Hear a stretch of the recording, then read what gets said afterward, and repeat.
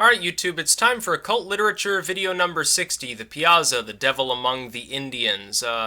Very, very strange work, I'll say that much. Definitely comes highly recommended, but it's very, very bizarre. Now right now there appears to be a discrepancy between the listing I created on CreateSpace, which lists the work for $5.50, and the $8 and something listing on Amazon. I'm trying to figure out where the discrepancy arose, and I'm not able to find anything. It's also not listing me there directly as editor, so there's something a little bit screwy about the listing. I'll try to get to the bottom of it, but the link itself is in the description, as always, to my edition of this work. Second link to my books blog for those who would like to peruse other strange works.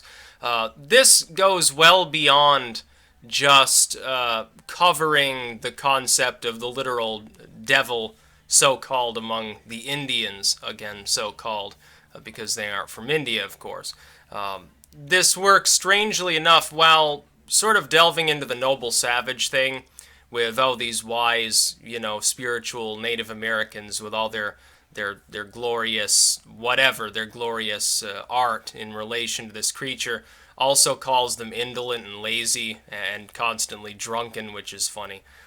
Talking down about them. It also goes well beyond just even the mythological aspect itself, and also dwells upon some of their oral history, which is very entertaining. It's very interesting. But towards the end, it makes the fantastic claim that these tales, in combination with the rock art that we see, the petroglyphs, including this famous image of the actual devil, you could call it, among the Native Americans, is actually evidence that things like maybe the ichthyosaurus or the plesiosaurus or certain dinosaurs, certain other large extinct quadrupeds were extant in the Americas as little as a few thousand years ago. I'm not so sure that that logic necessarily follows, but it's, I guess, as good a theory as any. Depends on what you think about the timeline. I'm of the mind, I will say this, honestly, I think there's every possibility that very small groups of maybe some now extinct animals from the prior periods did continue in some remote locations. I'm not so sure it stretches far enough back to encompass dinosaurs, though. I think that's quite a stretch. I think you're talking about, for instance, we know that the woolly mammoth did persist well into the period of empires, as late as the early days of Rome. There were still woolly mammoths on this planet in a few remote locations. In fact, probably elsewhere. Might certainly influence early man from some of these oral traditions especially. So I suppose I could grant that to this work. Altogether, though, it's a very dense work.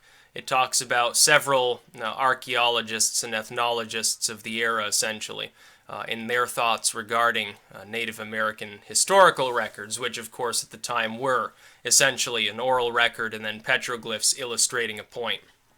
You have, as well here, as far as I know, the only comprehensive treatise that doesn't just go into this one famous rock carving, but also talks about, I guess, some lesser-known carvings that appear to be associated with it in the same general area within a few miles.